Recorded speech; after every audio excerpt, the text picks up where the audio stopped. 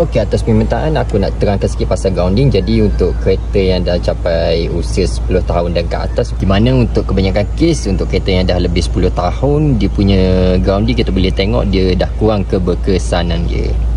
Salah satu penyelesaian dia, kita boleh tambah grounding kabel dekat negatif bateri. Jadi untuk bios ni aku tambah 5 poin untuk tambahan grounding kabel.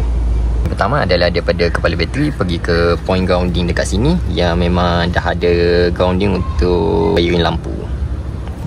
Point nombor 2, bracket gearbox dekat sini dia akan disambungkan ke skru yang memegang bahagian head dekat sini.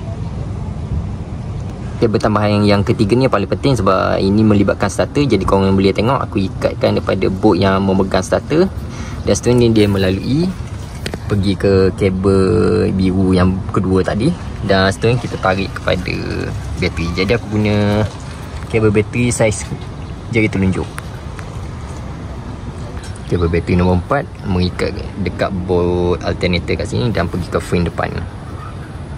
Dan yang terakhir sekali paling senang, iaitu antara rocker cover pergi ke firewall dekat sini dan kita gosok sikit.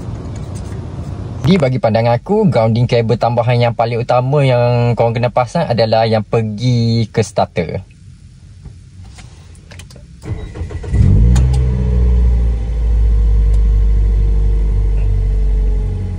Moga video aku ni membantu.